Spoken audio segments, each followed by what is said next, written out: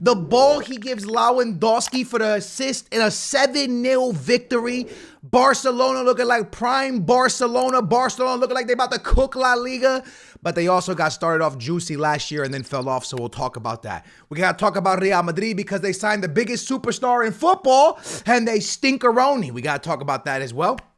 And then we got to talk about Atletico Madrid and Alvarez, right? Another amazing forward, just like Julian Alvarez, just like João Felix, just like a lot of them. They signed for this club, and sadly, because of the defensive mindset, the defensive Ancelotti, the defensive Simeone tactics, maybe certain strikers don't work there. We got a lot to talk about. First of all, how you guys doing? Hope you're having a great day. With that being said, let's get it started, bro. I'm gonna start with Real Madrid. Real Madrid is a team last year that started extremely slow. There was times where we thought about Ancelotti should be replaced. Let's talk about it. I remember this clearly. Maybe I even said it. Could have. Listen, I say a lot of dumb things. My football takes sometimes are bad.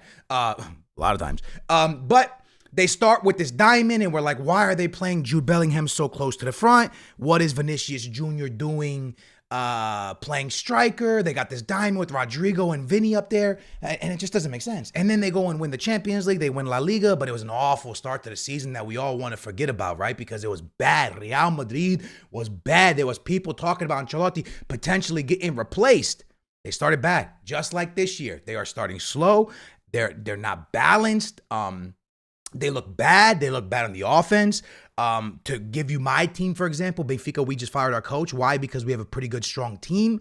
But offensively and the way we attack is just not good. And when you look at Real Madrid, no way am I comparing Benfica to Real Madrid. Not doing that. I'm just saying with the players they have offensively, they don't look like they have any way, shape, or form, anybody to break the low block of a team. When a team drops their block to a low block defensively, it just seems like they have no creativity, which is so weird because there's Vinny, there's Rodrigo, hey, yo, for all of y'all that were saying Jude Bellingham's not him, look at what's happened to Real Madrid without him.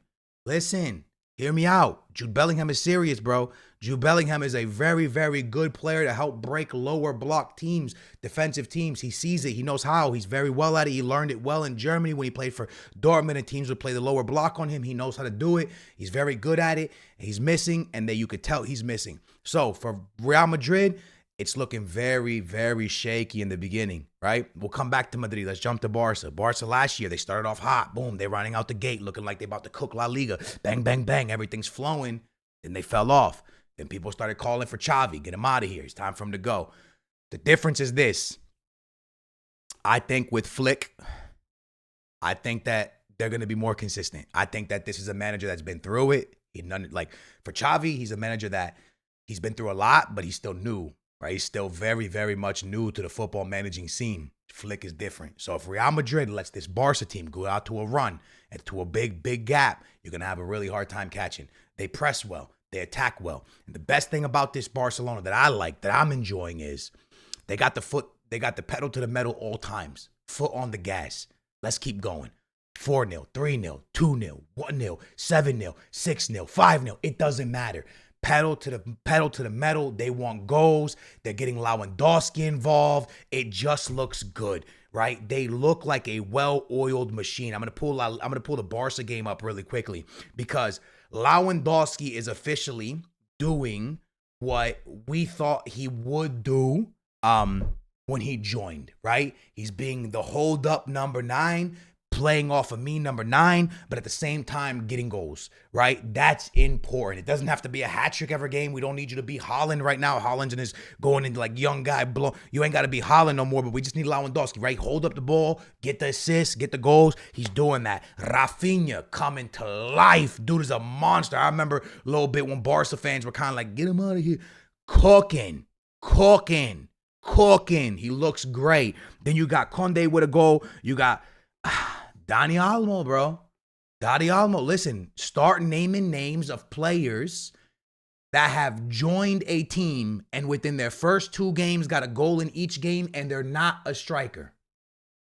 Start looking for it. And the names that are going to come up beside this name are going to be some of the better players that we've seen in world football, some of the greats. That's what's going to start coming to you. That's what you're going to start seeing.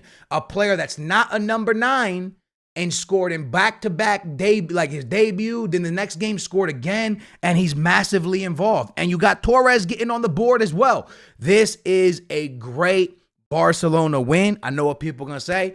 Yo, Skills, look at who they played. I agree. It's not the best team in La Liga. It's not the best team in La Liga. But at some point, you got to stop making excuses because the standings right now, as we stand right now, as we look at it, it is 4 wins, 0 draws, 0 losses for Barcelona. It is 12 points for them, but this is where it gets juicy. Let's talk about it. 13 goals for, 3 against. It's a goal difference of 10.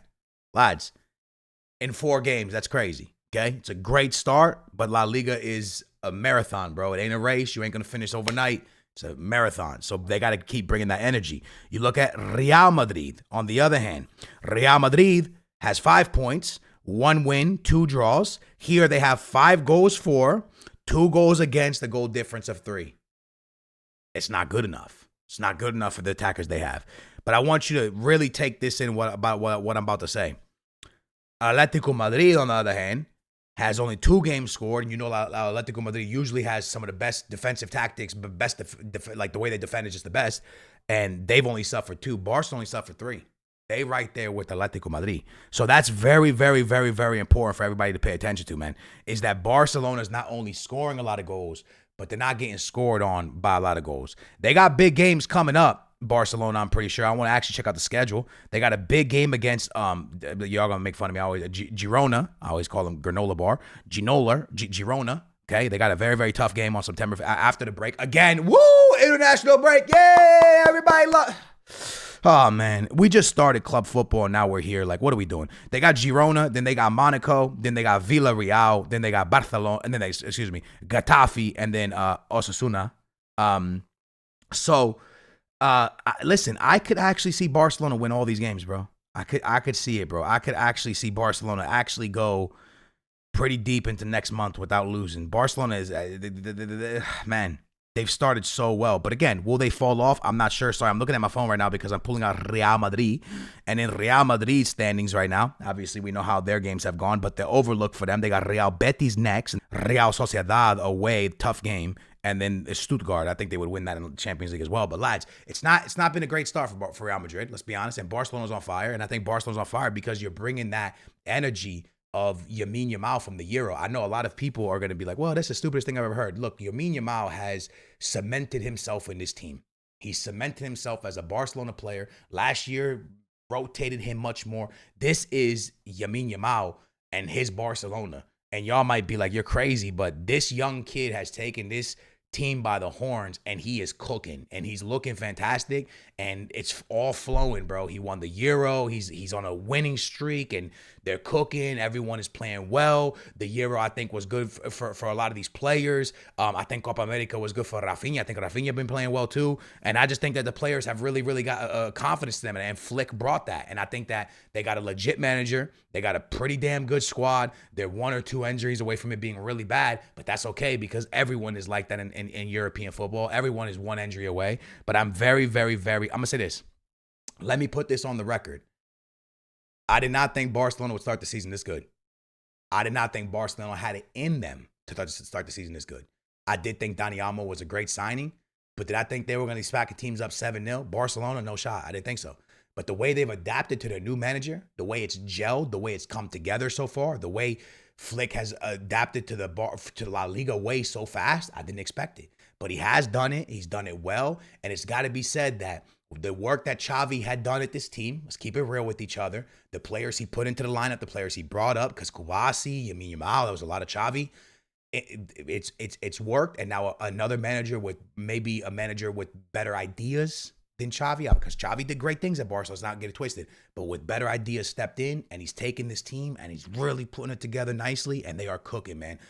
Barcelona right now look like a top European team, like the top. Like when I talk about, they look like the cities right now, the way they're playing, and you can't take nothing away from that.